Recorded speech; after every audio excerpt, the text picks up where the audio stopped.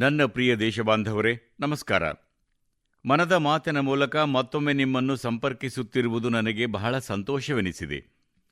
ದೇಶದ ವಿವಿಧ ಭಾಗಗಳಲ್ಲಿ ನಮ್ಮ ಜನರು ರಾಷ್ಟ್ರ ಮತ್ತು ಸಮಾಜದ ಹಿತದೃಷ್ಟಿಯಿಂದ ಸಾಕಷ್ಟು ಗಮನಾರ್ಹ ಕೆಲಸಗಳನ್ನು ಮಾಡುತ್ತಿದ್ದಾರೆ ಮತ್ತು ಅವರ ಪ್ರಯತ್ನಗಳ ಬಗ್ಗೆ ಕೇಳಿದಾಗ ನಮ್ಮಲ್ಲಿ ಹೊಸ ಸ್ಫೂರ್ತಿಯ ಸೆಲೆ ಹುಟ್ಟುತ್ತದೆ. ಇಂದು ಅಥ್ಲೆಟಿಕ್ಸ್ ಕ್ಷೇತ್ರದಲ್ಲಿ ಅಂತಹ ಒಂದು ರಾಷ್ಟ್ರೀಯ ಸಾಧನೆಯ ಕುರಿತು ಪ್ರಸ್ತಾಪಿಸುವ ಮೂಲಕ ನಾನು ಈ ಕಾರ್ಯಕ್ರಮವನ್ನು ಪ್ರಾರಂಭಿಸಲು ಬಯಸುತ್ತೇನೆ. ಕೆಲವೇ ದಿನಗಳ ಹಿಂದೆ ಜಾರ್ಖಂಡ್ನ ರಾಂಚಿಯಲ್ಲಿ ರಾಷ್ಟ್ರೀಯ ಹಿರಿಯ ಅಥ್ಲೆಟಿಕ್ಸ್ ಫೆಡರೇಷನ್ ಸ್ಪರ್ಧೆ ನಡೆಯಿತು. ಈ ಸ್ಪರ್ಧೆಯಲ್ಲಿ ಸುಮಾರು 800 ಕ್ರೀಡಾಪಟುಗಳು ಭಾಗವಹಿಸಿದ್ದರು. ದೇಶದ ಮೂಲೆ ಮೂಲೆಗಳಿಂದ ಅವರನ್ನು ಅಭಿನಂದಿಸಲಾಯಿತು. ಈ ಸಂದರ್ಭದಲ್ಲಿ 4 ವಿಭಿನ್ನ ಸ್ಪರ್ಧೆಗಳಲ್ಲಿ 4 ರಾಷ್ಟ್ರೀಯ ದಾಖಲೆಗಳನ್ನು ಮುರಿಯಲಾಯಿತು. ಗುರಿಂದರ್ ವೀರ್ ಸಿಂಗ್, ವಿಶಾಲ್ ಟೀಕೆ, ತೇಜಸ್ವಿನ್ ಶಂಕರ್, ದೇವ್ ಮೀನಾ ಮತ್ತು ಕುಲ್ದೀಪ್ ಕುಮಾರ್ ಈ ಕ್ರೀಡಾಪಟುಗಳು ತಮ್ಮ ತಮ್ಮ ವಿಭಾಗಗಳಲ್ಲಿ ಹೊಸ ದಾಖಲೆಗಳನ್ನು ಸ್ಥಾಪಿಸಿದರು. ಮೊದಲನೆಯದಾಗಿ ಅವರೆಲ್ಲರಿಗೂ ನನ್ನ ಹೃತ್ಪೂರ್ವಕ ಅಭಿನಂದನೆಗಳನ್ನು ಸಲ್ಲಿಸುತ್ತೇನೆ. ಸ್ನೇಹಿತರೆ, ದೇಶಾದ್ಯಂತ 100 ಮೀಟರ್ ಓಟದ ಸ್ಪರ್ಧೆ ಬಹಳಷ್ಟು ಚರ್ಚೆಗೆ ಗ್ರಾಸವಾಗಿದೆ.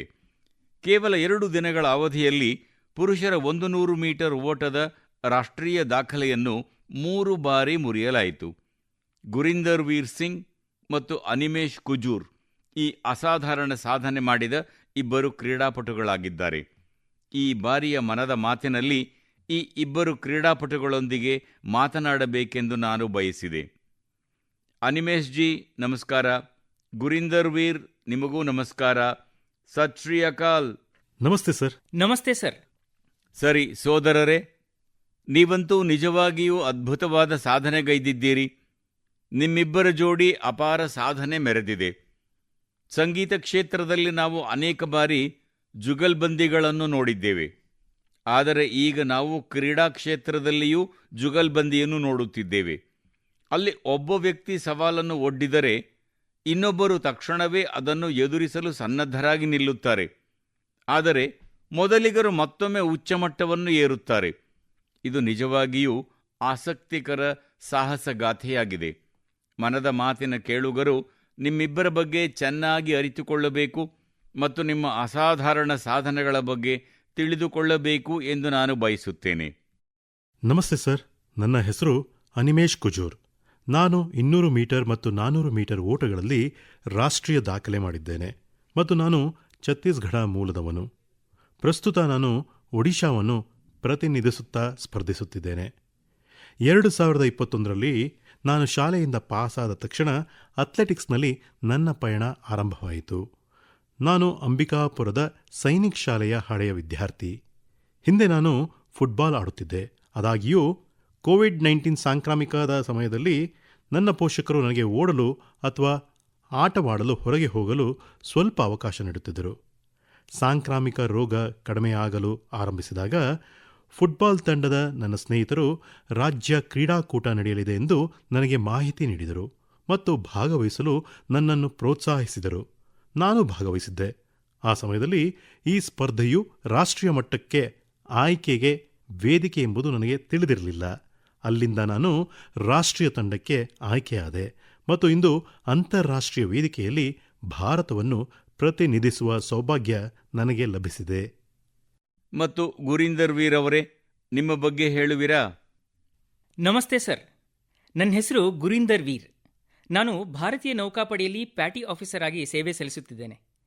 ಪ್ರಸ್ತುತ ನಾನು ಭಾರತದ ಅತ್ಯಂತ ವೇಗದ ಓಟಗಾರನಾಗಿದ್ದೇನೆ. ನಾನು ಇತ್ತೀಚೆಗೆ 100 ಮೀಟರ್ ಓಟದ ಸ್ಪರ್ಧೆಯಲ್ಲಿ 10.09 ಸೆಕೆಂಡುಗಳ ರಾಷ್ಟ್ರೀಯ ದಾಖಲೆಯನ್ನು ಸ್ಥಾಪಿಸಿದ್ದೇನೆ. 10.1 ಸೆಕೆಂಡ್ನ ಸವಾಲನ್ನು ಮುರಿದ ಮೊದಲ ಭಾರತೀಯ ಕ್ರೀಡಾಪಟು ನಾನು ಟ್ರ್ಯಾಕ್ನಲ್ಲಿ. ಜೊತೆಗೆ ಸಮವಸ್ತ್ರ ಧರಿಸಿ ಕೂಡ ನನ್ನ ದೇಶಕ್ಕೆ ಸೇವೆ ಸಲ್ಲಿಸಲು ಶ್ರಮಿಸುತ್ತಿದ್ದೇನೆ. ನನ್ನ ತಂದೆ ಮತ್ತು ಅಜ್ಜ ಇಬ್ಬರೂ ಕ್ರೀಡಾಪಟುಗಳಾಗಿದ್ದರು. ದೀಪಾವಳಿ ಅಥವಾ ಹೊಸ ವರ್ಷದಂತಹ ಹಬ್ಬ ಬಂದಾಗಲೆಲ್ಲ ನಾವು ನಮ್ಮ ಮನೆಗಳನ್ನು ಸಂಪೂರ್ಣವಾಗಿ ಸ್ವಚ್ಛಗೊಳಿಸುವುದು ಭಾರತದ ಸಾಂಸ್ಕೃತಿಕ ಸಂಪ್ರದಾಯ. ಹಾಗಾಗಿ ನಾನು ನನ್ನ ತಂದೆಯ ಟ್ರೋಫಿಗಳು ಮತ್ತು ಪದಕಗಳನ್ನು ಆಗ ಸ್ವಚ್ಛಗೊಳಿಸುತ್ತಿದ್ದೆ. ಆ ಕೆಲಸವು ನನಗೆ ತುಂಬ ಆನಂದದಾಯಕವಾಗಿತ್ತು ಮತ್ತು ಅದು ನನಗೆ ತುಂಬ ಸಂತೋಷವನ್ನುಂಟು ಮಾಡಿತು. ನಾನು ಯಾವುದೇ ಒಂದು ನಿರ್ದಿಷ್ಟ ಟ್ರೋಫಿಯನ್ನು ಸ್ವಚ್ಛಗೊಳಿಸಿದಾಗಲೆಲ್ಲ ನಾನು ಅವರನ್ನು ಕೇಳುತ್ತಿದ್ದೆ, ಅಪ್ಪ, ನೀವು ಈ ಟ್ರೋಫಿಯನ್ನು ಎಲ್ಲಿ ಗೆದ್ದಿದ್ದೀರಿ? ಈ ಪದಕವನ್ನು ನೀವು ಎಲ್ಲಿ ಗೆದ್ದಿದ್ದೀರಿ? ಈ ಛಾಯಾಚಿತ್ರವನ್ನು ಯಾವಾಗ ತೆಗೆಯಲಾಗಿದೆ? ಪ್ರತಿಕ್ರಿಯೆಯಾಗಿ ಅವರು ತಮ್ಮ ಕಥೆಗಳನ್ನು ನನ್ನೊಂದಿಗೆ ಹಂಚಿಕೊಳ್ಳುತ್ತಿದ್ದರು. ಸ್ಪರ್ಧಿಸಲು ನಾನು ಇಲ್ಲಿಗೆ ಆಡಲು ಹೋಗಿದ್ದೆ, ನಾನು ಈ ರಾಷ್ಟ್ರೀಯ ಪದಕ ಗೆದ್ದೆ, ನನ್ನ ತಂಡವನ್ನು ಈ ರೀತಿ ಗೆಲ್ಲಿಸಿದೆ ಎಂದೆಲ್ಲ ವಿವರಿಸುತ್ತಿದ್ದರು. ಅವರ ಕಥೆಗಳಿಂದ ಪ್ರೇರಿತನಾಗಿ, ಅಪ್ಪ, ನಾನೂ ಕೂಡ ಯಾವುದಾದರೂ ಕ್ರೀಡೆಯಲ್ಲಿ ತೊಡಗಿಸಿಕೊಳ್ಳಬಯಸುತ್ತೇನೆ ಎಂದು ಹೇಳುತ್ತಿದ್ದೆ. ಅವರು ಪ್ರತಿದಿನ ಬೆಳಗ್ಗೆ ಓಟಕ್ಕೆ ಹೋಗುತ್ತಿದ್ದರಿಂದ ನಾನು ಅವರನ್ನು, ಅಪ್ಪ, ದಯವಿಟ್ಟು ನಿಮ್ಮೊಂದಿಗೆ ನನ್ನನ್ನೂ ಕರೆದುಕೊಂಡು ಹೋಗು ಎಂದು ಕೇಳಲು ಪ್ರಾರಂಭಿಸಿದೆ. ಆದ್ದರಿಂದ ಅವರು ನನ್ನನ್ನು ಕರೆದುಕೊಂಡು ಹೋಗಲು ಪ್ರಾರಂಭಿಸುತ್ತಿದ್ದಂತೆ ತಾವು ಕ್ರೀಡೆಯಲ್ಲಿ ಕಲಿತ ಕೌಶಲ್ಯಗಳನ್ನು ನನಗೆ ಹೇಳಿಕೊಳ್ಳಲಾರಂಭಿಸಿದರು. ಹಾಗಾಗಿ ಅದರಲ್ಲಿ ನನ್ನ ಆಸಕ್ತಿ ಬೆಳೆಯಲಾರಂಭಿಸಿತು. ಉಸೇನ್ ಬೋಲ್ಟ್ ಅವರ ವಿಶ್ವ ದಾಖಲೆ ಮುರಿಯುವುದನ್ನು ನಾನು ಕಣ್ಣಾರೆ ಕಂಡೆ. ಇದಕ್ಕೆ ಸಂಬಂಧಿಸಿದ ಒಂದು ಮೋಜಿನ ಸಂಗತಿ ಇದೆ. ಒಂದು ದಿನ ನಾನು ಟಿವಿ ನೋಡುತ್ತಿದ್ದಾಗ ನನ್ನ ತಾಯಿ ಅದನ್ನು ಆಫ್ ಮಾಡಿದರು. ಮಗನೇ, ಈಗ ಓದುವ ಸಮಯ, ಓದಿಕೊಳ್ಳಲು ಹೋಗು ಎಂದು ಹೇಳಿದರು. ಆಗ ನಾನು, ಸರಿ, ನೀನು ಈಗ ನನಗೆ ಟಿವಿ ನೋಡಲು ಬಿಡುವುದಿಲ್ಲ, ಆದರೆ ಒಂದು ದಿನ ನೀನು ಟಿವಿ ಪರದೆಯ ಮೇಲೆ ನನ್ನನ್ನು ಹುಡುಕುವೆ, ನನ್ನನ್ನು ತೋರಿಸಿ, ನೋಡಿ, ಗುರಿಂದರ್ ಓಡುತ್ತಿದ್ದಾನೆ ಎಂದು ಹೇಳುವ ದಿನ ಬರುತ್ತದೆ ಎಂದು ಸವಾಲು ಹಾಕಿದೆ. ಮತ್ತು ನಿಜಕ್ಕೂ ನನ್ನ ತಾಯಿ ನಾನು ದೂರದರ್ಶನದಲ್ಲಿ ಓಡುವುದನ್ನು ನೋಡಿದಾಗಲೆಲ್ಲ ಅದು ನನಗೆ ಅಪಾರ ಸಂತೋಷವಾಗುತ್ತದೆ. ವಾಹ್ ವಾವ್ ವಾವ್, ನಿಮ್ಮದಂತೂ ಬಹಳ ಅದ್ಭುತವಾದ ಭಾವನೆ. ಹೌದು ಸರ್, ನನ್ನದು ಮಧ್ಯಮ ವರ್ಗದ ಕುಟುಂಬ. ಇದಲ್ಲದೆ ನನ್ನ ತಂದೆ ಸ್ವತಃ ವಾಲಿಬಾಲ್ ಆಡುತ್ತಿದ್ದರು. ಆದರೆ ಮನೆಯ ಸಮಸ್ಯೆಗಳಿಂದಾಗಿ ಅವರು ತಮ್ಮ ಕ್ರೀಡಾ ವೃತ್ತಿ ಜೀವನವನ್ನು ತ್ಯಜಿಸಬೇಕಾಯಿತು. ಅವರ ಸ್ವಂತ ಕನಸು ನನಸಾಗಲಿಲ್ಲ. ನನ್ನ ಮೂಲಕ ಆ ಕನಸನ್ನು ನನಸಾಗಿಸುವ ಸಾಮರ್ಥ್ಯವನ್ನು ಅವರು ಕಂಡರು. ಅವರ ಮಗ ಅದನ್ನು ನನಸಾಗಿಸುವವನು ಎಂದು ನಂಬಿದ್ದರು. ನಾನು ಆಗಾಗ್ಗೆ ಅವರೊಂದಿಗೆ ಚರ್ಚಿಸುತ್ತಿದ್ದೆ ಮತ್ತು ಮಿಲ್ಖಾ ಸಿಂಗ್ ಎಷ್ಟು ಶ್ರಮಿಸುತ್ತಿದ್ದರು ಎಂಬುದರ ಕುರಿತು ಕಥೆಗಳನ್ನು ನಾನು ಗಮನವಿಟ್ಟು ಕೇಳುತ್ತಿದ್ದೆ. ನಾನು ನನ್ನ ತಂದೆಗೆ, ಒಂದು ದಿನ ನಾನು ನಿಮ್ಮ ಕನಸನ್ನು ನನಸು ಮಾಡುವೆ ಎಂದು ಹೇಳುತ್ತಿದ್ದೆ. ಆಗ ತಂದೆಯವರು, ಕನಸುಗಳು ಹಾಗೆ ನನಸಾಗುವುದಿಲ್ಲ, ಅವುಗಳಿಗೆ ಅಪಾರ ಪ್ರಮಾಣದ ಕಠಿಣ ಪರಿಶ್ರಮ, ಸಂಪೂರ್ಣ ಏಕಾಗ್ರತೆ ಮತ್ತು ಪ್ರಯತ್ನ ಬೇಕಾಗುತ್ತದೆ ಎಂದು ಹೇಳುತ್ತಿದ್ದರು. ಮಿಲ್ಖಾ ಸಿಂಗ್ ಅವರ ಕಠಿಣ ಪರಿಶ್ರಮದಿಂದಾಗಿ ರಕ್ತವನ್ನು ವಾಂತಿ ಮಾಡಿಕೊಳ್ಳುತ್ತಿದ್ದರು. ಬಿರು ಬಿಸಿಲಿನಲ್ಲಿ ಓಡುತ್ತಿದ್ದವರು. ಅವರು ದಿನವಿಡೀ ತರಬೇತಿ ಪಡೆಯುತ್ತಿದ್ದರು. ಅವೆಲ್ಲ ನನಗೆ ನಿಜವಾಗಿಯೂ ಸ್ಫೂರ್ತಿದಾಯಕವಾಗಿದ್ದವು. ನಾನು ಓಡಿದರೆ ನನ್ನ ದೇಶಕ್ಕಾಗಿ ಓಡುತ್ತೇನೆ, ಪದಕ ಗೆದ್ದು ರಾಷ್ಟ್ರಕ್ಕೆ ಕೀರ್ತಿ ತರುತ್ತೇನೆ ಎಂಬ ನಂಬಿಕೆಯನ್ನು ನನ್ನಲ್ಲಿ ತುಂಬಿದ ನನ್ನ ತಂದೆ ನಿರಂತರ ಸ್ಫೂರ್ತಿಯ ಸೆಲೆಯಾಗಿದ್ದರು. ಇದಲ್ಲದೆ ನಾನು 100 ಮೀಟರ್ ಓಟವನ್ನು ನನ್ನ ಸ್ಪರ್ಧೆಯಾಗಿ ಆರಿಸಿಕೊಂಡಾಗ ಎಲ್ಲರೂ ನನ್ನನ್ನು ತಡೆಯಲು ಪ್ರಯತ್ನಿಸಿದರು. 100 ಮೀಟರ್ ಓಟವನ್ನು ಆಯ್ಕೆ ಮಾಡಬೇಡಿ, ಇದು ಭಾರತೀಯರಿಗಾಗಿ ಅಲ್ಲ, ಭಾರತೀಯರ ದೇಹ ರಚನೆ 100 ಮೀಟರ್ ಓಟಕ್ಕಾಗಿ ಸೂಕ್ತವಲ್ಲ ಎಂದು ಹೇಳಿದರು. ಆದರೆ ನನ್ನ ತಂದೆ ಮತ್ತು ನಾನು ಯಾವಾಗಲೂ ದೃಢವಾಗಿದ್ದೆವು. ಗುರಿಂದರ್, ನಾವು ನಮ್ಮ ಆಯ್ಕೆಯನ್ನು ಮಾಡಿದ್ದೇವೆ ಮತ್ತು ಹಿಂದೆ ಸರಿಯುವ ಮಾತೇ ಇಲ್ಲ. ನಾವದನ್ನು ಮಾಡಲು ಸಾಧ್ಯವಿಲ್ಲ ಎಂದು ಹೇಳಿಕೊಳ್ಳುವವರಿಗೆ ಖಂಡಿತ ಮಾಡಿ ತೋರಿಸುವ ಮೂಲಕ ಅವರು ತಪ್ಪು ಎಂದು ಸಾಬೀತುಪಡಿಸೋಣ. ನೀನು ಸಾಧಿಸಿ ತೋರಿಸುವೆ, ನನಗೆ ನಿನ್ನ ಮೇಲೆ ಸಂಪೂರ್ಣ ನಂಬಿಕೆ ಇದೆ ಎಂದು ತಂದೆ ಹೇಳುತ್ತಿದ್ದರು. ನನ್ನ ತಂದೆ ನನ್ನ ಮೇಲೆ ಅಷ್ಟೊಂದು ನಂಬಿಕೆಯನ್ನು ಇಟ್ಟಾಗ ನಾನು ಆ ನಂಬಿಕೆಯನ್ನು ನನ್ನ ಆಂತರಿಕ ಶಕ್ತಿಯಾಗಿಸಿಕೊಂಡು ಮುನ್ನಡೆದಿದ್ದೇನೆ. ಇಂದು ಪ್ರತಿಯೊಬ್ಬ ಭಾರತೀಯನೂ ಸ್ಪ್ರಿಂಟ್ ರನ್ನಿಂಗ್ನಲ್ಲಿ ಮುಂದುವರಿಯುವಂತೆ ಹುರಿದುಂಬಿಸುತ್ತಿದ್ದೇನೆ. ನೋಡಿ, ನೀವಿಬ್ಬರೂ ನಿಜವಾಗಿಯೂ ಅಸಾಧಾರಣವಾದದ್ದನ್ನು ಸಾಧಿಸಿದ್ದೀರಿ. ಕೇವಲ 2 ದಿನಗಳ ಅವಧಿಯಲ್ಲಿ ನೀವು ಜೊತೆಯಾಗಿ 3 ಬಾರಿ ರಾಷ್ಟ್ರೀಯ ದಾಖಲೆಯನ್ನು ಮುರಿದಿದ್ದೀರಿ. 100 ಮೀಟರ್ ಓಟದ ಬಗ್ಗೆ ಗುರಿಂದರ್ ವೀರ್ ಹೇಳಿದಂತೆ, ಜನರು ಸಾಮಾನ್ಯವಾಗಿ ಭಾರತೀಯ ದೇಹ ಈ ಸ್ಪರ್ಧೆಗೆ ಸೂಕ್ತವಲ್ಲ ಎಂದು ಹೇಳಿಕೊಳ್ಳುತ್ತಾರೆ. ಇಷ್ಟೆಲ್ಲ ಸಂಕಷ್ಟಗಳ ಮಧ್ಯೆಯೂ ನೀವು ಪರಿಶ್ರಮಪಟ್ಟು ಈ ಸಾಧನೆಗೈದಿದ್ದೀರಿ. ನಿಮ್ಮ ಯಶಸ್ಸಿನ ಹಿಂದಿನ ಉತ್ಸಾಹ, ದೃಢ ನಿಶ್ಚಯ, ಮನಸ್ಥಿತಿ ಎಂಥದ್ದು, ಏನು ಯೋಚಿಸಿದ್ದೀರಿ, ಹೇಗೆ ಅಭ್ಯಾಸ ಮಾಡುತ್ತಿದ್ದಿರಿ, ಎಷ್ಟು ಕಷ್ಟಕರ ಈ ಪ್ರಕ್ರಿಯೆ ಎಂದು ನಿಮ್ಮಿಬ್ಬರನ್ನೂ ನಾನು ಮತ್ತು ಮನದ ಮಾತಿನ ಕೇಳುಗರೂ ಸಹ ಆಲಿಸಬಯಸುತ್ತಾರೆ. ಹೌದು ಸರ್, ನಾನು ಗುರಿಂದರ್. ಆರಂಭದಲ್ಲಿ ಸರ್ ಬಹಳಷ್ಟು ಕಷ್ಟಗಳನ್ನು ಎದುರಿಸಿದೆ. ನಾನು ಸರಿಯಾದ ಮಾರ್ಗದಲ್ಲಿದ್ದೇನೆಯೇ ಅಥವಾ ನಾನು ಸರಿಯಾದ ಆಯ್ಕೆಯನ್ನು ಮಾಡಿದ್ದೇನೆಯೇ ಎಂಬ ಸಂದೇಹಗಳು ಹಲವು ಬಾರಿ ಮೂಡಿದವು. ಏಕೆಂದರೆ ಪ್ರತಿ ಬಾರಿಯೂ ನೀವು ಗೆಲ್ಲುವುದಿಲ್ಲ, ಕೆಲವೊಮ್ಮೆ ನೀವು ಸರಳವಾಗಿ ಕಲಿಯುತ್ತೀರಿ. ನಾನು ಸೋಲನ್ನು ಅನುಭವಿಸಿದಾಗಲೆಲ್ಲ, ನನ್ನ ಪ್ರದರ್ಶನವು ನಿರೀಕ್ಷೆಗಳನ್ನು ತಲುಪಲು ಸಾಧ್ಯವಾಗದಿದ್ದಾಗಲೆಲ್ಲ, ಅಥವಾ ನಾನು ಗಾಯಗೊಂಡಾಗಲೆಲ್ಲ ನನ್ನ ಕುಟುಂಬವು ನನ್ನೊಂದಿಗೆ ನಿಂತು ಬೆಂಬಲವನ್ನು ನೀಡುತ್ತಿತ್ತು. ಅವರು ನನಗೆ ಧೈರ್ಯ ತುಂಬುತ್ತಾ, ಪರವಾಗಿಲ್ಲ, ಒಂದು ದಿನ ಉತ್ತಮವಾಗಿಲ್ಲ ಅಥವಾ ಒಂದು ವರ್ಷ ಅಷ್ಟೊಂದು ಉತ್ತಮವಾಗಿಲ್ಲ ಎಂದರೆ ನಿಮ್ಮ ಇಡೀ ಜೀವನ ಹಾಳಾಯಿತು ಎಂದಲ್ಲ, ಎಂದಿಗೂ ಕನಸು ಕಾಣುವುದನ್ನು ನಿಲ್ಲಿಸಬಾರದು ಎಂದು ಹುರಿದುಂಬಿಸುತ್ತಿದ್ದರು. ನನ್ನ ತರಬೇತುದಾರ ಕೂಡ ನನಗೆ ಪಾಠವನ್ನು ಕಲಿಸಿದರು. ನೀನು ಇದನ್ನು ಸಾಧಿಸಲಾಗದಿದ್ದರೆ ಬೇರೆ ಯಾರಿಗೂ ಸಾಧ್ಯವಿಲ್ಲ. ಹೀಗಾಗಿ ನಮ್ಮ ಸಮುದಾಯ, ನಮ್ಮ ಸುತ್ತಮುತ್ತಲಿನ ಜನರು ಈ ರೀತಿ ನಮ್ಮನ್ನು ಪ್ರೋತ್ಸಾಹಿಸಿದಾಗ ಮತ್ತು ಹುರಿದುಂಬಿಸಿದಾಗ ನಮ್ಮ ಪ್ರೇರಣೆಗೆ ಎಂದಿಗೂ ಧಕ್ಕೆಯಾಗುವುದಿಲ್ಲ. ಅನಿಮೇಶ್ ಅವರೇ? ಸರ್, 2021ರಲ್ಲಿ ನಾನು ಮೊದಲು ಅಥ್ಲೆಟಿಕ್ಸ್ ಪ್ರಾರಂಭಿಸಿದಾಗ ಎಲ್ಲರೂ ನನಗೆ, ನೋಡಿ, ಇದು ಹೊಸ ಕ್ಷೇತ್ರ, ನಿಮ್ಮಿಂದ ಇದು ಸಾಧ್ಯವೋ ಇಲ್ಲವೋ ಎಂದು ಸಂಶಯ ವ್ಯಕ್ತಪಡಿಸುತ್ತಿದ್ದರು. ಆಗ ನಾನು, ಈ ಕ್ಷೇತ್ರಕ್ಕೆ ನಾನು ಕಾಲಿಟ್ಟಿದ್ದೇನೆ, ನಾನು ಅದನ್ನು ನಿಭಾಯಿಸಿಯೇ ತೀರುತ್ತೇನೆ ಎಂದು ಹೇಳುತ್ತಿದ್ದೆ. ನನ್ನ ತಂದೆ ಕೂಡ ನನಗೆ ನಿರಂತರವಾಗಿ ನೆನಪಿಸುತ್ತಿದ್ದರು, ನೀನು ಈ ಕ್ಷೇತ್ರಕ್ಕೆ ಪ್ರವೇಶಿಸಿ ಆಗಿದೆ ಎಂದಾದ ಮೇಲೆ ಎಂದಿಗೂ ಹಿಂತಿರುಗಿ ನೋಡಬೇಡ.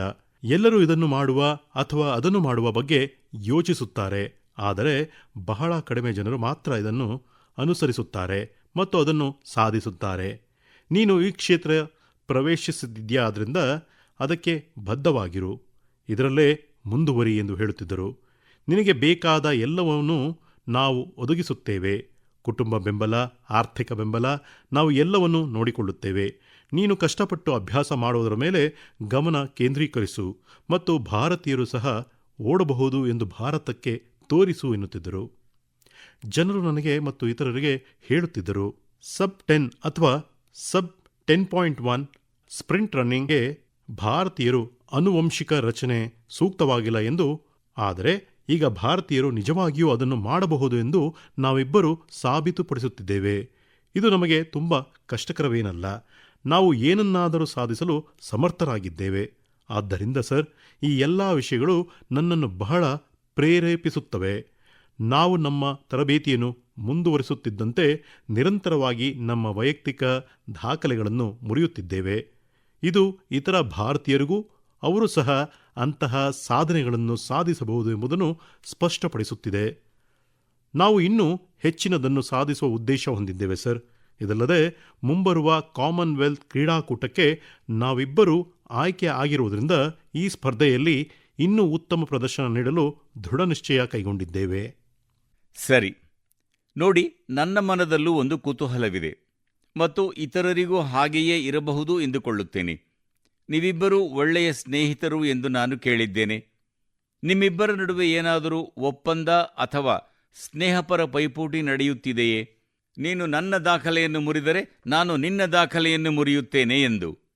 ಅನಿಮೇಶ್, ನೀವೇಕೆ ಈ ಕುರಿತು ಮೊದಲು ಹೇಳಬಾರದು? ಸರ್, ಹಿಂದಿನ ದಾಖಲೆ 10.18 ಸೆಕೆಂಡ್ಗಳಾಗಿದ್ದವು.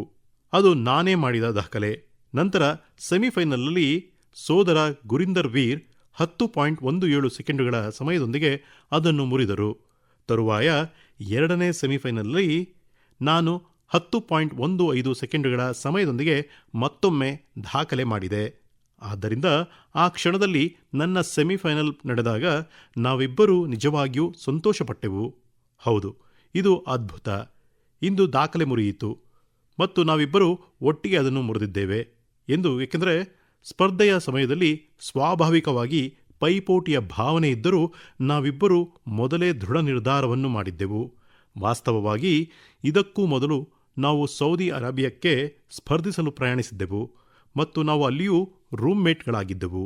ಆಗಲೂ ಭಾರತೀಯ ಸ್ಪ್ರಿಂಟ್ ರನ್ನಿಂಗ್ ಮುಂದಕ್ಕೆ ಕೊಂಡೊಯ್ಯುವುದು ನಮ್ಮ ಕರ್ತವ್ಯ, ಆ ಜವಾಬ್ದಾರಿ ನಮ್ಮ ಮೇಲಿದೆ ಮತ್ತು ನಮ್ಮ ಸಾಧನೆ ಎಲ್ಲರನ್ನೂ ಪ್ರೇರೇಪಿಸಲು ಸಹಾಯ ಮಾಡುತ್ತದೆ ಎಂದು ನಾವು ಚರ್ಚಿಸುತ್ತಿದ್ದೆವು. ಗುರಿಂದರ್ ವೀರ್, ನೀವು ಏನು ಹೇಳಬಯಸುತ್ತೀರಿ? ನಾವಿಬ್ಬರೂ ಅಸಾಧಾರಣ ಪ್ರದರ್ಶನ ನೀಡುವುದೆಂದು ನಿರ್ಧರಿಸಿದ್ದೆವು. ಆದ್ದರಿಂದ ನಮ್ಮಲ್ಲಿ ಯಾರಿಗಾದರೂ ಏನಾದರೂ ಅಗತ್ಯವಿದ್ದಾಗ ಸರ್, ನಾವು ಪರಸ್ಪರ ಬೆಂಬಲಕ್ಕೆ ನಿಲ್ಲುತ್ತೇವೆ. ಉದಾಹರಣೆಗೆ, ದಾಖಲೆ ಸ್ಥಾಪಿಸುವ ಮುನ್ನ ಮೊದಲು ನಾನು ದಾಖಲೆಯನ್ನು ಮುರಿದೆ, ನಂತರ ಅನಿಮೇಶ್ ದಾಖಲೆ ಮಾಡಿದರು. ನಾವು ಅಭ್ಯಾಸ ಮಾಡುತ್ತಿದ್ದಾಗ ನಾನು ಅನಿಮೇಶ್ಗೆ ಪಾಯಿಂಟ್ಗಳನ್ನು ನೀಡುತ್ತಿದ್ದೆ. ಅನಿಮೇಶ್, ಆ ಆರಂಭಿಕ ಬ್ಲಾಕ್ ಸರಿಯಾಗಿ ಕಾಣುತ್ತಿದೆ, ಅಲ್ಲಿ ಕುಳಿತು ಸ್ಟ್ರೈಡ್ ಅಭ್ಯಾಸ ಮಾಡು, ಇಲ್ಲಿ ನಮ್ಮ ಅಭ್ಯಾಸ ಮಾಡೋಣ, ಈ ಸ್ಥಳ ಅದಕ್ಕೆ ಸೂಕ್ತವಾಗಿದೆ ಎಂದು. ಆದ್ದರಿಂದ ನಾವು ಒಬ್ಬರಿಗೊಬ್ಬರು ಸಹಾಯ ಮಾಡುತ್ತೇವೆ. ನಾವು ಪರಸ್ಪರ ಸಹಾಯ ಮಾಡಿದಾಗ ಇನ್ನೊಬ್ಬ ವ್ಯಕ್ತಿ ಸುಧಾರಿಸುತ್ತಾನೆ ಮತ್ತು ನಾವು ಸಹ ಸುಧಾರಿಸುತ್ತೇವೆ.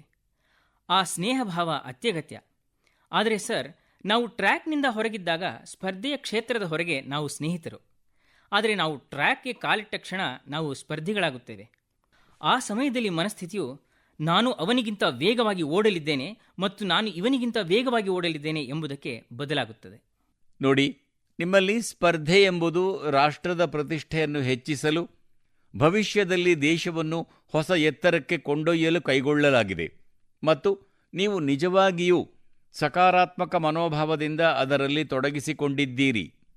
ನಿಮ್ಮ ಈ ಕ್ರೀಡಾ ಮನೋಭಾವ ಸ್ಪರ್ಧಿಸುವುದು, ಪರಸ್ಪರ ಸವಾಲು ಹಾಕುವುದು, ಮುಂದೆ ಸಾಗಲು ಶ್ರಮಿಸುವುದು ಮತ್ತು ಪರಸ್ಪರ ಮುಂದುವರಿಯಲು ಸಹಾಯ ಮಾಡುವುದರ ನಡುವಿನ ಸಮತೋಲನ ನಿಜವಾಗಿಯೂ ಗಮನಾರ್ಹವಾಗಿದೆ ಎಂದು ನಾನು ದೃಢವಾಗಿ ನಂಬುತ್ತೇನೆ. ನೀವು ಅದ್ಭುತವಾದ ಕೆಲಸ ಮಾಡಿದ್ದೀರಿ. ನಿಮ್ಮಿಬ್ಬರಿಗೂ ನನ್ನ ಹೃತ್ಪೂರ್ವಕ ಅಭಿನಂದನೆಗಳು ಮತ್ತು ಶುಭಾಶಯಗಳನ್ನು ಸಲ್ಲಿಸುತ್ತೇನೆ. ನೀವು ರಾಷ್ಟ್ರಕ್ಕೆ ಕೀರ್ತಿ ತರುತ್ತೀರಿ ಎಂದು ನನಗೆ ಸಂಪೂರ್ಣ ನಂಬಿಕೆ ಇದೆ. ಇದೇ ರೀತಿ ಶ್ರಮಿಸುತ್ತೀರಿ. ನೀವು ಹೆಚ್ಚಿನ ಪ್ರಗತಿಯನ್ನು ಸಾಧಿಸುವ ಗುರಿ ಹೊಂದಿದ್ದೀರಿ. ನಿಮ್ಮಿಬ್ಬರಿಗೂ ನನ್ನ ಹೃತ್ಪೂರ್ವಕ ಶುಭಾಶಯಗಳು. ಧನ್ಯವಾದಗಳು ಸರ್. ತುಂಬ ಧನ್ಯವಾದಗಳು.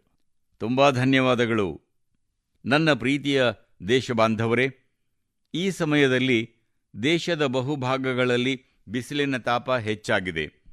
ಸುಡುವ ಸೂರ್ಯ ಮತ್ತು ಬಿಸಿಗಾಳಿಯಂತಹ ಹವಾಮಾನದ ಸಮಯದಲ್ಲಿ ನಿಮ್ಮನ್ನು ನೀವು ಕಾಪಾಡಿಕೊಳ್ಳುವುದು ಅತ್ಯಗತ್ಯ.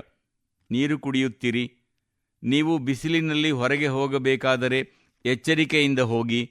ಅಲ್ಲದೆ ಈ ನಿಟ್ಟಿನಲ್ಲಿ ವಿವಿಧ ಸರ್ಕಾರಿ ಇಲಾಖೆಗಳು ಹೊರಡಿಸಿದ ಮಾರ್ಗಸೂಚಿಗಳನ್ನು ಅನುಸರಿಸುವುದನ್ನು ಮರೆಯಬೇಡಿ. ಸ್ನೇಹಿತರೆ, ನಮ್ಮ ದೇಶದಲ್ಲಿ ಬೇಸಿಗೆಯನ್ನು ಎದುರಿಸಲು ಪರಿಹಾರಗಳು ಹೆಚ್ಚಾಗಿ ನಮ್ಮ ಅಡುಗೆ ಮನೆಗಳಲ್ಲಿ ಕಂಡುಬರುತ್ತವೆ. ತಾಪಮಾನ ತೀವ್ರಗೊಳ್ಳುತ್ತಿದ್ದಂತೆ ನಮ್ಮ ಮನೆಗಳಲ್ಲಿನ ಸ್ವಾದ ಬದಲಾಗುವುದನ್ನು, ಪಾಕಪದ್ಧತಿ ರೂಪಾಂತರಗೊಳ್ಳುವುದನ್ನು ನೀವು ಸಹ ಗಮನಿಸಿರಬಹುದು. ಕೆಲವು ಸ್ಥಳಗಳಲ್ಲಿ ನೀರಿಗಾಗಿ ಮಣ್ಣಿನ ಮಡಕೆಗಳನ್ನು ಬಳಸಲು ಆರಂಭಿಸಿದರೆ, ಇನ್ನು ಕೆಲವೆಡೆ ಮೊಸರನ್ನು ಹೆಪ್ಪು ಹಾಕಿ ಸಿದ್ಧಪಡಿಸಲಾಗುತ್ತದೆ. ಇನ್ನೂ ಕೆಲವೆಡೆ ಮಾವಿನಕಾಯಿಗಳನ್ನು ಕುದಿಸಲಾಗುತ್ತದೆ. ಇದು ಸ್ಥಳೀಯ ಪಾನೀಯಗಳ ಋತುವಿನ ಆರಂಭ ಸೂಚಿಸುತ್ತದೆ. ನಿಮಗೆ ಖಂಡಿತವಾಗಿಯೂ ಈ ಸ್ಥಳೀಯ ಪಾನೀಯಗಳ ಬಗ್ಗೆ ಗೊತ್ತಿರಬಹುದು. ನೀವು ಉತ್ತರ ಭಾರತಕ್ಕೆ ಪ್ರಯಾಣಿಸಿದರೆ ಅನೇಕ ಸ್ಥಳಗಳಲ್ಲಿ ನೀವು ಆಮ್ ಪನ್ನಾ ಕಾಣಬಹುದು. ಇದು ಮಾವಿನಕಾಯಿಯ ರುಚಿ ಜೊತೆಗೆ ಬಿಸಿಲಿನ ತಾಪದಿಂದ ಉಪಶಮನ ಒದಗಿಸುತ್ತದೆ. ಪಂಜಾಬ್ ಅಥವಾ ಹರಿಯಾಣಕ್ಕೆ ಹೋದರೆ ನೀವು ದೊಡ್ಡ ದೊಡ್ಡ ಲೋಟಗಳಲ್ಲಿ ನೀಡುವ ಲಸ್ಸಿಯ ಸ್ವಾದವನ್ನು ಕಾಣುತ್ತೀರಿ. ರಾಜಸ್ಥಾನ್ ಮತ್ತು ಗುಜರಾತ್ನಲ್ಲಿ ಮಜ್ಜಿಗೆ ಬಹುತೇಕ ಎಲ್ಲ ಊಟಗಳಿಗೆ ಅತ್ಯಗತ್ಯ ಸಂಗತಿಯಾಗಿರುತ್ತದೆ. ಬಿಹಾರ್, ಜಾರ್ಖಂಡ್ ಮತ್ತು ಪೂರ್ವ ಉತ್ತರ ಪ್ರದೇಶದಲ್ಲಿ ಸತ್ತು ಶರ್ಬತ್ ಲಭಿಸುತ್ತದೆ. ಅದರ ಸ್ವಾದ ನಿಜವಾಗಿಯೂ ಹೋಲಿಸಲಾಗದಂತಹದ್ದು, ಏಕೆಂದರೆ ಅದು ನಿಮ್ಮ ಹಸಿವನ್ನು ನೀಗಿಸುವುದಲ್ಲದೆ ನಿಮಗೆ ಶಕ್ತಿಯನ್ನು ಕೊಡುತ್ತದೆ. ಕೊಂಕಣ ಪ್ರದೇಶ ಮತ್ತು ಗೋವಾದಲ್ಲಿ ನಿಮಗೆ ಕೋಕಂ ಶರ್ಬತ್ ಮತ್ತು ಸೋಲ್ ಕಡಿ ಸಿಕ್ಕುತ್ತದೆ. ದಕ್ಷಿಣ ಭಾರತದಲ್ಲಿ ಪಾನಕ, ನೀರ್ಮೋರ್ ಮತ್ತು ಸಾಂಬಾರಿವೆ. ಒಡಿಶಾದಲ್ಲಿ ಬೇಲ್ಪನ ಅಂದರೆ ಬಳುವಲಕಾಯಿಯ ಪಾನಕ. ಇವು ಕೇವಲ ಪಾನೀಯಗಳಲ್ಲ, ಅವು ಭಾರತದ ವೈವಿಧ್ಯಮಯ ಪ್ರದೇಶಗಳ ಸಾಂಸ್ಕೃತಿಕ ಸಂಪ್ರದಾಯಗಳ ಅವಿಭಾಜ್ಯ ಅಂಗವಾಗಿದೆ. ಇದಲ್ಲದೆ ಅವು ಏಕ್ ಭಾರತ್ ಶ್ರೇಷ್ಠ ಭಾರತ್ ಈ ಚೈತನ್ಯದ ಕುರುಹೂ ಆಗಿದೆ. ಒಂದು ವಿಷಯವನ್ನು ಖಂಡಿತ ನೆನಪಿನಲ್ಲಿಡಿ, ಇವುಗಳಲ್ಲಿ ಬಹಳಷ್ಟು ಸಿದ್ಧತೆಗಳು ನಮ್ಮ ಅಡುಗೆ ಮನೆಗಳು ಮತ್ತು ನಮ್ಮ ಹೊಲಗದ್ದೆಗಳಿಂದಲೇ ಹುಟ್ಟಿಕೊಂಡಿರುವಂತಹವಾಗಿವೆ. ಅವುಗಳಿಗೆ ಪ್ರಮುಖ ವಾಣಿಜ್ಯ ಬ್ರ್ಯಾಂಡಿಂಗ್ನ ಬೆಂಬಲ ಇಲ್ಲದಿರಬಹುದು, ಆದರೆ ತಲೆಮಾರುಗಳ ಅನುಭವ ಇದರಲ್ಲಿ ಮಿಳಿತವಾಗಿದೆ. ಈ ಬೇಸಿಗೆ ಋತುವಿನಲ್ಲಿ ಈ ಸ್ಥಳೀಯ ಪಾನೀಯಗಳನ್ನು ಎಲ್ಲರೂ ಸಂಪೂರ್ಣವಾಗಿ ಆನಂದಿಸಿ. ಸ್ನೇಹಿತರೆ, ಬೇಸಿಗೆ ಬರುತ್ತಿದ್ದಂತೆಯೇ ಪ್ರತಿಯೊಂದು ಮನೆಯಲ್ಲಿಯೂ ಮಾತಿನ ಮಧ್ಯೆ ಬರುವ ಮತ್ತೊಂದು ವಿಷಯವೆಂದರೆ ಅದು ಮಾವು. ಮನೆಗಳಲ್ಲಿ ಮಾವು ಮಾತುಕತೆಯ ವಿಷಯವಾಗುತ್ತದೆ. ಭಾರತದಲ್ಲಿ ಬೇಸಿಗೆ ಋತುವಿನಲ್ಲಿ ಮಾವಿನ ಬಗ್ಗೆ ಮಾತುಕತೆ ಆಡದ ಮನೆಯೇ ಇಲ್ಲ ಎಂದರೆ ತಪ್ಪಾಗಲಾರದು. ಪ್ರತಿಯೊಂದು ಪ್ರದೇಶಕ್ಕೂ ತನ್ನದೇ ಆದ ಮಾವು, ತನ್ನದೇ ಆದ ರುಚಿ, ತನ್ನದೇ ಆದ ಪರಿಮಳ ಇರುತ್ತದೆ. ಮಹಾರಾಷ್ಟ್ರ ಮತ್ತು ಕೊಂಕಣದ ಆಪೂಸ್, ಅಲ್ಫಾನ್ಸೋ, ಗುಜರಾತ್ನ ಕೇಸರ್ ಇದಂತೂ ಮಾವಿನ ರಸದ ಜೀವಾಳ. ಉತ್ತರ ಪ್ರದೇಶದ ದಶಹರಿ ಮತ್ತು ನನ್ನ ಕಾಶಿಯ ಲಂಗಡಾ. ಅಂದಹಾಗೆ ಲಂಗಡಾ ಮಾವಿಗೆ ಒಂದು ವಿಶೇಷತೆ ಇದೆ. ಹಣ್ಣಾದ ನಂತರವೂ ಅದರ ಬಣ್ಣ ಕೆಲವೊಮ್ಮೆ ಹಸಿರಾಗಿಯೇ ಇರುತ್ತದೆ. ಬಿಹಾರದ ಜರ್ದಾಲು ಹಣ್ಣಿನ ಸುವಾಸನೆಯನ್ನು ದೂರದಿಂದಲೇ ಗುರುತಿಸಬಹುದು. ಚೌಸಾ, ಮಾಲ್ಡಾ, ಪ್ರತಿಯೊಂದು ಹೆಸರಿಗೂ ಅದರೊಂದಿಗೆ ಸಂಬಂಧಿಸಿದ ನೆನಪುಗಳಿವೆ. ದಕ್ಷಿಣ ಭಾರತಕ್ಕೆ ಹೋಗಿ ನೋಡಿ, ಅಲ್ಲಿ ಬಂಗನ್ಪಲ್ಲಿ, ತೋತಾಪುರಿ, ನೀಲಂ, ಮಲ್ಗೋವಾ, ಬಂಗಾಳದಲ್ಲಿ ಹಿಮಸಾಗರ್, ಒಡಿಶಾ ಮತ್ತು ಆಂಧ್ರಪ್ರದೇಶದಲ್ಲಿ ಸುವರ್ಣರೇಖಾ ಇವೆಲ್ಲ ಇವೆ. ಮತ್ತೊಂದು ರೀತಿಯಲ್ಲಿ ಹೇಳುವುದಾದರೆ, ಸ್ಥಳ ಬದಲಾದಂತೆ ಮಾವಿನ ರೂಪ, ಬಣ್ಣ, ರುಚಿಯೂ ಬದಲಾಗುತ್ತದೆ. ಸ್ನೇಹಿತರೆ, ಮಾವಿನ ಈ ಪಯಣ ಈಗ ಗ್ರಾಮದಿಂದ ಜಾಗತಿಕ ಮಾರುಕಟ್ಟೆಯವರೆಗೂ ತಲುಪುತ್ತಿದೆ. ಇಂದು ಮನದ ಮಾತಿನ ಮೂಲಕ ನಾನು ಮಾವು ಕೃಷಿಯಲ್ಲಿ ತೊಡಗಿರುವ ರೈತ ಸೋದರ ಸೋದರಿಯರನ್ನು ಪ್ರಶಂಸಿಸುತ್ತಿದ್ದೇನೆ. ನೀವು ದೇಶದ ಕೃಷಿ ಅರ್ಥವ್ಯವಸ್ಥೆಗೆ ಕೇವಲ ಸಾಮಾನ್ಯ ರೈತರಲ್ಲ, ನೀವು ವಿಶೇಷ ರೈತರು. ಇದನ್ನು ಹೀಗೆಯೇ ಮುಂದುವರಿಸಿ. ಸ್ನೇಹಿತರೆ, ಬೇಸಿಗೆಯ ಈ ದಿನಗಳಲ್ಲಿ ಶಾಲೆಗಳಿಗೆ ರಜೆಯಂತೂ ಇದ್ದೇ ಇರುತ್ತದೆ. ಆದರೆ ನಿಮಗೂ ಪ್ರವೇಶ ಪಡೆದುಕೊಳ್ಳಬೇಕೆಂದು ಮನಸ್ಸಾಗುವ ಒಂದು ತರಗತಿಯ ಬಗ್ಗೆ ನಾನು ಈಗ ಹೇಳುತ್ತೇನೆ.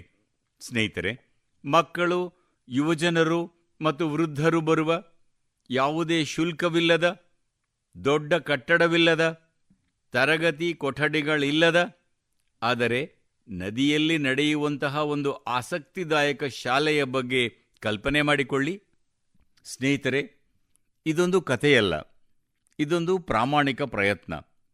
ಕೇರಳದ ಆಲುವಾದಲ್ಲಿ ಸಾಜಿ ವಲಾಶೇರಿಲಾ ಅವರು ಇಂತಹದ್ದೇ ಒಂದು ಸ್ವಿಮ್ಮಿಂಗ್ ಕ್ಲಬ್ ನಡೆಸುತ್ತಿದ್ದಾರೆ. ಇಲ್ಲಿಯವರೆಗೂ 15,000ಕ್ಕೂ ಅಧಿಕ ಮಂದಿ ಇಲ್ಲಿ ಈಜುವುದನ್ನು ಕಲಿತಿದ್ದಾರೆ. ಸಾಜಿ ಅವರು ದಿವ್ಯಾಂಗ ಮಕ್ಕಳಿಗೆ ಕೂಡ ಈಜು ಕಲಿಸಿದ್ದಾರೆ. ಈ ಪ್ರಯತ್ನದ ಹಿಂದೆ ಒಂದು ನೋವು ಕೂಡ ಅಡಗಿದೆ. ಕೆಲವು ವರ್ಷಗಳ ಹಿಂದೆ ಒಂದು ದೋಣಿ ಅಪಘಾತದಲ್ಲಿ ಹಲವಾರು ವಿದ್ಯಾರ್ಥಿಗಳ ಸಾವು ಸಂಭವಿಸಿತ್ತು. ಈ ದುರ್ಘಟನೆ ಸಾಜಿ ಅವರನ್ನು ತೀವ್ರವಾಗಿ ಬೆಚ್ಚಿ ಬೀಳಿಸಿತು. ಆ ಮಕ್ಕಳಿಗೆ ಈಜುವುದು ಹೇಗೆಂದು ತಿಳಿದಿದ್ದರೆ ಬಹುಶಃ ಬದುಕಿ ಉಳಿಯುತ್ತಿದ್ದರೇನೋ ಎಂಬ ಯೋಚನೆಯಿಂದಲೇ ಆರಂಭವಾದದ್ದು ಅವರ ಈ ಅಭಿಯಾನ. ಸ್ನೇಹಿತರೆ, ಸಾಜಿ ವಲಾಶೇರಿಲಾ ಅವರ ಜೀವನ ನಮಗೆ ಒಂದು ದೊಡ್ಡ ಪಾಠವನ್ನು ಕಲಿಸುತ್ತದೆ. ಜನರಿಗೆ ಸೇವೆ ಸಲ್ಲಿಸಲು ಅಪಾರ ಸಂಪನ್ಮೂಲಗಳು ಬೇಕಾಗಿಲ್ಲ. ಬೇಕಾಗಿರುವುದು ಒಳ್ಳೆಯ ಉದ್ದೇಶ, ಸ್ಥಿರವಾದ ಪ್ರಯತ್ನ. ಇವುಗಳಿಂದ ಸಾವಿರಾರು ಜನರ ಜೀವನದಲ್ಲಿ ಪರಿವರ್ತನೆ ತರಬಹುದು. ನನ್ನ ಪ್ರೀತಿಯ ದೇಶವಾಸಿಗಳೇ, ಕಳೆದ ಕೆಲವು ದಿನಗಳಲ್ಲಿ ನನಗೆ ಯುರೋಪ್ ಮತ್ತು ನೆದರ್ಲ್ಯಾಂಡ್ಸ್ಗೆ ಹೋಗುವ ಅವಕಾಶ ದೊರೆತಿತ್ತು. ನಾನು ಅಲ್ಲಿ ಹಲವಾರು ಸಭೆಗಳಲ್ಲಿ ಪಾಲ್ಗೊಂಡಿದ್ದೆ. ಆ ವೇಳೆ ಪ್ರತಿಯೊಬ್ಬ ಭಾರತೀಯನ ಮನಸ್ಸನ್ನು ಹೆಮ್ಮೆಯಿಂದ ತುಂಬುವಂತೆ ಮಾಡುವ ಘಳಿಗೆಯೊಂದು ಬಂದಿತ್ತು. ನೆದರ್ಲ್ಯಾಂಡ್ಸ್ನಲ್ಲಿ ಆಯೋಜನೆಯಾಗಿದ್ದ ಒಂದು ವಿಶೇಷ ಸಮಾರಂಭದಲ್ಲಿ ಚೋಳರ ಕಾಲದ ಪ್ರಾಚೀನ ತಾಮ್ರದ ಫಲಕಗಳನ್ನು ಭಾರತಕ್ಕೆ ಹಿಂದಿರುಗಿಸಲಾಯಿತು. ಈ ಕಾರ್ಯಕ್ರಮದಲ್ಲಿ ನೆದರ್ಲ್ಯಾಂಡ್ಸ್ನ ಪ್ರಧಾನಿಯವರೂ ಉಪಸ್ಥಿತರಿದ್ದರು. ಈ ತಾಮ್ರ ಫಲಕಗಳ ಕುರಿತಂತೆ ನನಗೆ ದೇಶ ವಿದೇಶಗಳಿಂದ ಸತತವಾಗಿ ಸಂದೇಶಗಳು ಬರುತ್ತಲೇ ಇವೆ. ಜನರು ಸಂತಸ, ಹೆಮ್ಮೆ ವ್ಯಕ್ತಪಡಿಸುತ್ತಿದ್ದಾರೆ. ಪ್ರಪಂಚದಾದ್ಯಂತದ ತಮಿಳು ಸಮುದಾಯದಲ್ಲಿ ಇದರ ಬಗ್ಗೆ ವಿಶೇಷ ಉತ್ಸಾಹವಿದೆ. ಸ್ನೇಹಿತರೆ, ಈ ತಾಮ್ರ ಫಲಕಗಳ ಬಗ್ಗೆ ಜನರಲ್ಲಿ ಸಾಕಷ್ಟು ಕುತೂಹಲ ಮೂಡಿದೆ. ಆದ್ದರಿಂದ ಇಂದು ಅವುಗಳಿಗೆ ಸಂಬಂಧಿಸಿದ ಕೆಲವು ವಿಷಯಗಳನ್ನು ನಿಮ್ಮೊಂದಿಗೆ ನಾನು ಹಂಚಿಕೊಳ್ಳಲು ಬಯಸುತ್ತೇನೆ. ಇದರಲ್ಲಿ 21 ದೊಡ್ಡ ಮತ್ತು 3 ಸಣ್ಣ ತಾಮ್ರದ ಫಲಕಗಳಿವೆ. ಅವು ಮುಖ್ಯವಾಗಿ ಮೊದಲನೇ ರಾಜರಾಜೇಂದ್ರ ಚೋಳ ಅವರ ತಂದೆ ರಾಜರಾಜ ಚೋಳ ನೀಡಿದ ವಾಗ್ದಾನವನ್ನು ಈಡೇರಿಸುವುದಕ್ಕೆ ಸಂಬಂಧಿಸಿವೆ. ಅವು ಆನೈಮಂಗಲಂ ಗ್ರಾಮವನ್ನು ಬೌದ್ಧ ಮಠಕ್ಕೆ ದಾನ ಮಾಡಿದ್ದನ್ನು ಉಲ್ಲೇಖಿಸುತ್ತದೆ. ಈ ತಾಮ್ರ ಫಲಕಗಳು ಚೋಳ ರಾಜವಂಶದ ಸಾಧನೆಗಳನ್ನೂ ವಿವರಿಸುತ್ತವೆ. ಅವು ಚೋಳ ಸಾಮ್ರಾಜ್ಯದ ಬಲವಾದ ಸಮುದ್ರ ಶಕ್ತಿಯನ್ನು ಬಹಿರಂಗಪಡಿಸುತ್ತವೆ. ಅವು ಆಗ್ನೇಯ ಏಷ್ಯಾದ ದೇಶಗಳೊಂದಿಗಿನ ಅವರ ಸಂಬಂಧಗಳ ಬಗ್ಗೆಯೂ ಮಾಹಿತಿಯನ್ನು ಒದಗಿಸುತ್ತವೆ. ಚೋಳ ಸಾಮ್ರಾಜ್ಯದ ಶ್ರೀಮಂತ ಇತಿಹಾಸ ಮತ್ತು ಸಂಸ್ಕೃತಿಯ ಬಗ್ಗೆ ನಮ್ಮೆಲ್ಲರಿಗೂ ಬಹಳ ಹೆಮ್ಮೆ ಇದೆ. ಸ್ನೇಹಿತರೆ, ನಮ್ಮ ಸರ್ಕಾರ ಭಾರತದ ಈ ಅಮೂಲ್ಯ ಪರಂಪರೆಯನ್ನು ಸಂರಕ್ಷಿಸಲು ಸತತವಾಗಿ ಪ್ರಯತ್ನ ಮಾಡುತ್ತಲೇ ಇದೆ. ಈ ಅನುಕ್ರಮದಲ್ಲಿ ಜ್ಞಾನ ಭಾರತಂ ಅಭಿಯಾನದ ಅಡಿಯಲ್ಲಿ ಛತ್ತೀಸ್ಗಢನ ಮಲ್ಹಾರ್ನಲ್ಲಿ ಕೂಡ ಒಂದು ಮಹತ್ವಪೂರ್ಣ ಅನ್ವೇಷಣೆ ಮಾಡಲಾಗಿದೆ. ಇಲ್ಲಿ 3 ಅಪರೂಪದ ತಾಮ್ರದ ಫಲಕಗಳು ಪತ್ತೆಯಾಗಿವೆ. ಇವು ಪಾಂಡುವಂಶೀ ರಾಜವಂಶದ ಮಹರ್ಷಿ ಬಾಲಾರ್ಜುನನ ಆಳ್ವಿಕೆಯ ಕಾಲದ್ದೆಂದು ನಂಬಲಾಗಿದೆ. ಈ ಶಾಸನಗಳು 6-7ನೇ ಶತಮಾನದ್ದು, ಅಂದರೆ 1400ರಿಂದ 1500ರಷ್ಟು ಹಳೆಯದೆಂದೂ, ಈ ತಾಮ್ರದ ಫಲಕಗಳನ್ನು ಪ್ರಾಚೀನ ಬ್ರಾಹ್ಮೀ ಲಿಪಿ ಮತ್ತು ಪಾಲಿ ಭಾಷೆಯಲ್ಲಿ ಬರೆಯಲಾಗಿದೆಯೆಂದೂ ತಜ್ಞರು ನಂಬುತ್ತಾರೆ. ಇವುಗಳಿಂದ ಆ ಕಾಲದ ಆಡಳಿತ, ಧರ್ಮ ಮತ್ತು ಸಂಸ್ಕೃತಿಯ ಬಗ್ಗೆ ಪ್ರಮುಖ ಮಾಹಿತಿ ದೊರೆಯುತ್ತದೆ. ಸ್ನೇಹಿತರೆ, ನಾವು ಭಾರತೀಯರಲ್ಲಿ ಖಗೋಳ ವಿಜ್ಞಾನ ಅಂದರೆ ಆಸ್ಟ್ರಾನಮಿ ಬಗ್ಗೆ ಯಾವಾಗಲೂ ವಿಶೇಷ ಆಕರ್ಷಣೆ ಇದೆ. ನಮ್ಮ ದೇಶದಲ್ಲಿ ಇಂದಿಗೂ ಶತಮಾನಗಳಷ್ಟು ಹಳೆಯದಾದ ವೀಕ್ಷಣಾಲಯಗಳಿವೆ. ಅಲ್ಲಿ ಗಣಿತಶಾಸ್ತ್ರದ ಅದ್ಭುತ ಆವಿಷ್ಕಾರಗಳಾಗಿವೆ. ನೇವಿಗೇಷನ್ ಆಗಿರಲಿ, ಪಂಚಾಂಗವಿರಲಿ, ನಮ್ಮ ಹಬ್ಬ ಹರಿದಿನಗಳಿರಲಿ, ಇವುಗಳೆಲ್ಲದರ ಸಂಬಂಧ ಆಕಾಶ ಮತ್ತು ನಕ್ಷತ್ರಗಳೊಂದಿಗಿದೆ. ನಮ್ಮ ದೇಶದಲ್ಲಿ ಈ ಖಗೋಳಶಾಸ್ತ್ರ ಪ್ರತಿ ಪೀಳಿಗೆಯಲ್ಲೂ ಕುತೂಹಲ ಹುಟ್ಟುಹಾಕಿದೆ, ಅವರನ್ನು ಅನ್ವೇಷಣೆಗೆ ಪ್ರೇರೇಪಿಸಿದೆ. ಇಂದಿನ ಯುವಜನರಲ್ಲಿ ಕೂಡ ಇದರ ಬಗ್ಗೆ ಸಾಕಷ್ಟು ಉತ್ಸಾಹ, ಕುತೂಹಲ ಕಂಡುಬರುತ್ತದೆ.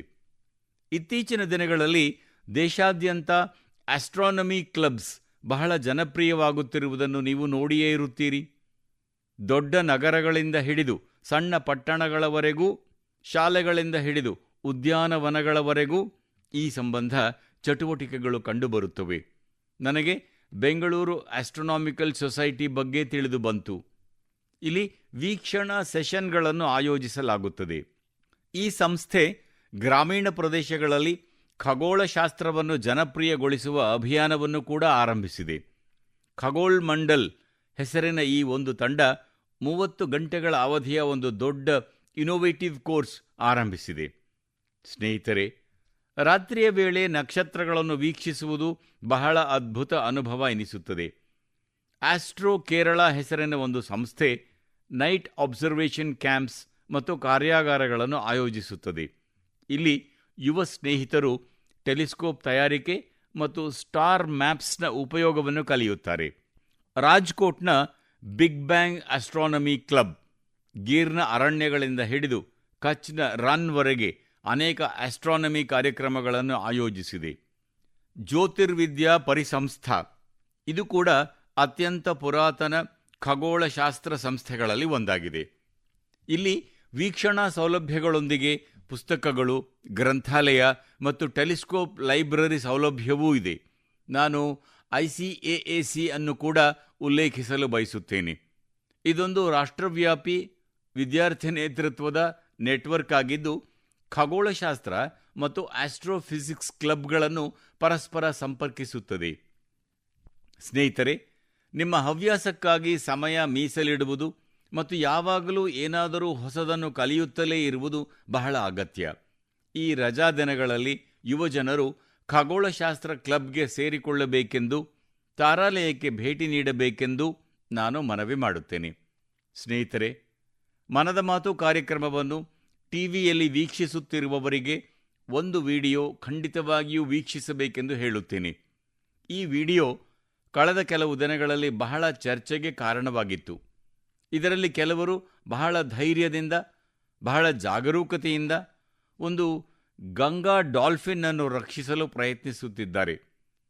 ಈ ಸಂಪೂರ್ಣ ಪ್ರಯತ್ನಕ್ಕೆ ಸುಮಾರು 13 ಗಂಟೆಗಳ ಕಾಲ ಹಿಡಿಯಿತೆಂದು ತಿಳಿದು ನಿಮಗೆ ಆಶ್ಚರ್ಯವೆನಿಸಬಹುದು. ಕೊನೆಯಲ್ಲಿ ಆ ಡಾಲ್ಫಿನ್ ರಕ್ಷಿಸಲ್ಪಟ್ಟಿತು.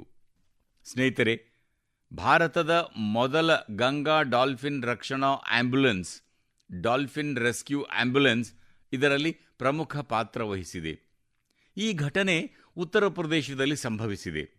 ಅಲ್ಲಿನ ಕಾಲುವೆಯಲ್ಲಿ ಗಂಗಾ ಡಾಲ್ಫಿನ್ ಸಿಲುಕಿಕೊಂಡಿತ್ತು. ಆ ಸಮಯದಲ್ಲಿ ನಮಾಮಿ ಗಂಗಾ ಅಭಿಯಾನದ ಅಡಿಯಲ್ಲಿ ನಿರ್ಮಿಸಲಾದ ಈ ಆಂಬ್ಯುಲೆನ್ಸ್ ಅದಕ್ಕೆ ಒಂದು ಭರವಸೆಯ ಕಿರಣದಂತೆ ಅದರ ಬಳಿ ತಲುಪಿತು. ನಂತರ ಅದನ್ನು ಎಚ್ಚರಿಕೆಯಿಂದ ರಕ್ಷಿಸಲಾಯಿತು, ಅದನ್ನು ಪರೀಕ್ಷಿಸಿ ಚಿಕಿತ್ಸೆ ನೀಡಲಾಯಿತು. ನಂತರ ಸುರಕ್ಷಿತವಾಗಿ ರಾಪ್ತಿ ನದಿಯಲ್ಲಿ ಬಿಡಲಾಯಿತು. ಒಂದು ರೀತಿಯಲ್ಲಿ ಹೇಳಬೇಕೆಂದರೆ ಒಂದು ಜೀವ ಪುನಃ ತನ್ನ ಮನೆಗೆ ಮರಳಿತು. ಸ್ನೇಹಿತರೆ, ಈ ಡಾಲ್ಫಿನ್ ರೆಸ್ಕ್ಯೂ ಆಂಬ್ಯುಲೆನ್ಸ್ ಬಹಳ ವಿಶೇಷವಾದುದು. ಇದನ್ನು ಒಂದು ನಡೆದಾಡುವ ಆಸ್ಪತ್ರೆಯ ರೀತಿಯಲ್ಲಿ ಸಿದ್ಧಪಡಿಸಲಾಗಿದೆ. ಇದರಲ್ಲಿ ಡಾಲ್ಫಿನ್ ಅನ್ನು ಸುರಕ್ಷಿತವಾಗಿ ಇರಿಸುವಂತಹ ವ್ಯವಸ್ಥೆ ಇದೆ. ಆಮ್ಲಜನಕ ಪೂರೈಕೆಯ ಸೌಲಭ್ಯವಿದೆ, ವಿಶೇಷ ಸ್ಟ್ರೆಚರ್ ಇದೆ, ರಕ್ಷಿಸುವ ಉಪಕರಣವಿದೆ.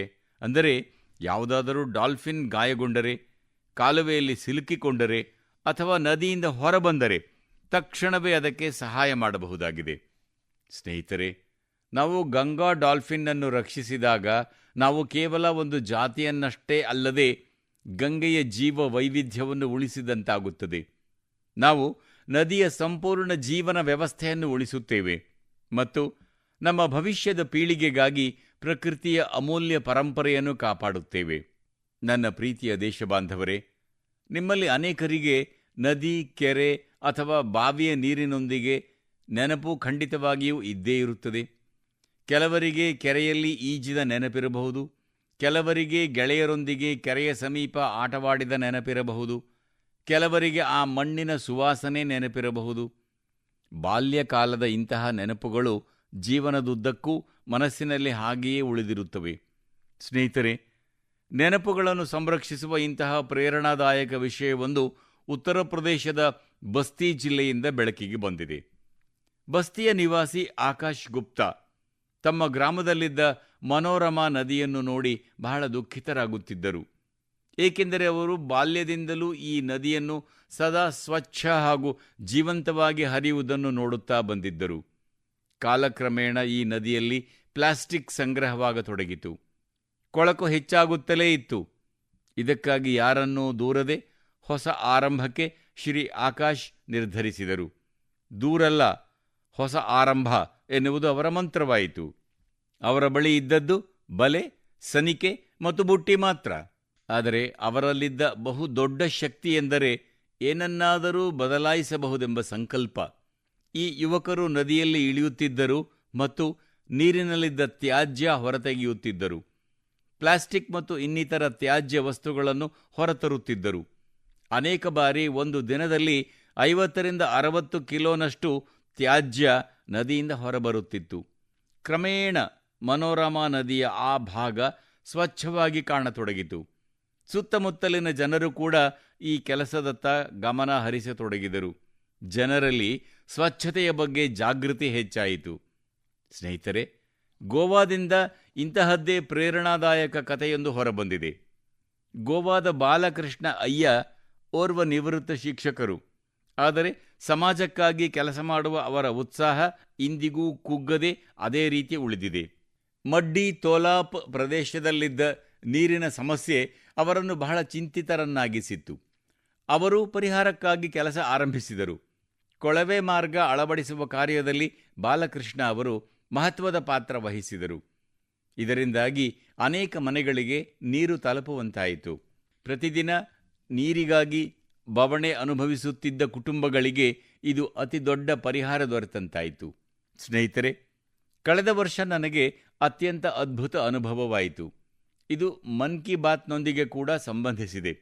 ಹೀಗಾಗಿ ನಾನು ಅದರ ವಿಷಯ ಕುರಿತು ನಿಮ್ಮೊಂದಿಗೆ ಮಾತನಾಡಲು ಬಯಸುತ್ತೇನೆ. ತಮಿಳುನಾಡಿನ ನಾಗರ್ಕೋಯಿಲ್ನಲ್ಲಿ ಓರ್ವ ಶಿಕ್ಷಕಿಯೊಂದಿಗೆ ನನ್ನ ಭೇಟಿಯಾಯಿತು. ಸುಮಾರು 3 ದಶಕಗಳ ಹಿಂದೆಯೇ ನಾನು ಅವರನ್ನು ಭೇಟಿಯಾಗಿದ್ದೆ. ನಾನು ಮಾತನಾಡುತ್ತಿರುವುದು ಗಿರಿಜಾ ಅಮ್ಮನವರ ಬಗ್ಗೆ. ಈ ಭೇಟಿಯ ಸಮಯದಲ್ಲಿ ಕೆಲವು ಯುವ ವಿದ್ಯಾರ್ಥಿಗಳು ಕೂಡ ಅವರೊಂದಿಗಿದ್ದರು. ಸ್ನೇಹಿತರೆ, ಗಿರಿಜಾ ಅಮ್ಮ ಅವರು ಸುಮಾರು 15 ಶಾಲೆಗಳನ್ನು ನಡೆಸುತ್ತಾರೆ. ಇವುಗಳ ಪೈಕಿ ಚೆನ್ನೈನ ಜಯಗೋಪಾಲ್ ಗರೋಡಿಯಾ ಹಿಂದೂ ವಿದ್ಯಾಲಯ ಮುಖ್ಯವಾದದ್ದು. ಈಕೆಯ ದೇಶಭಕ್ತಿಯ ಮನೋಭಾವ ಪ್ರತಿ ಭಾರತೀಯನಿಗೂ ಸ್ಫೂರ್ತಿದಾಯಕವಾಗಿದೆ. ಮನದ ಮಾತಿನಿಂದ ಪ್ರೇರಣೆ ಪಡೆದ ಅವರು ದೇಶದ ಅನೇಕ ಸೈನಿಕರಿಗೆ ಕೊಡುಗೆ ನೀಡುವುದಾಗಿ ಸಂಕಲ್ಪ ತೊಟ್ಟರು. ಇದಕ್ಕಾಗಿ ಅವರು ತಮ್ಮೆಲ್ಲ ಶಾಲಾ ವಿದ್ಯಾರ್ಥಿಗಳಿಗೆ ಸ್ಫೂರ್ತಿ ನೀಡಿದರು. ಪ್ರತಿದಿನವೂ ವೀರ ಸೈನಿಕರಿಗಾಗಿ 1 ರೂಪಾಯಿ ಕೊಡುಗೆ ನೀಡಬೇಕೆಂದು ಅವರು ಮಕ್ಕಳಲ್ಲಿ ಕೇಳಿಕೊಂಡರು. ಅಂದರೆ 1 ವರ್ಷದಲ್ಲಿ ಪ್ರತಿ ವಿದ್ಯಾರ್ಥಿಯಿಂದ 365 ರೂಪಾಯಿ ಸಂಗ್ರಹವಾಯಿತು. ಈ ಸಣ್ಣ ಸಣ್ಣ ಕೊಡುಗೆಯಿಂದ ಸರಿಸುಮಾರು 40 ಲಕ್ಷ ರೂಪಾಯಿ ಸಂಗ್ರಹವಾಯಿತು. ಗಿರಿಜಾ ಅಮ್ಮ ಅವರು ಈ ಸಂಪೂರ್ಣ ಮೊತ್ತದ ಚೆಕ್ಕನ್ನು ನನಗೆ ನೀಡಿದರು.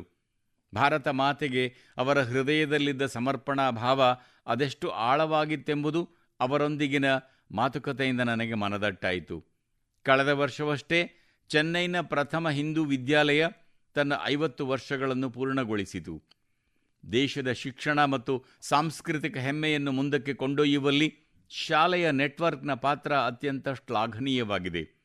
ಇದರೊಂದಿಗೆ ಕೈಜೋಡಿಸಿರುವ ಪ್ರತಿಯೊಬ್ಬರಿಗೂ ನಾನು ಹೃತ್ಪೂರ್ವಕವಾಗಿ ಅಭಿನಂದಿಸುತ್ತೇನೆ ಮತ್ತು ವೀರ ಸೈನಿಕರಿಗಾಗಿ ಕೊಡುಗೆ ನೀಡಿದ ಆ ವಿದ್ಯಾರ್ಥಿಗಳನ್ನು ಹೃತ್ಪೂರ್ವಕವಾಗಿ ಪ್ರಶಂಸಿಸುತ್ತೇನೆ.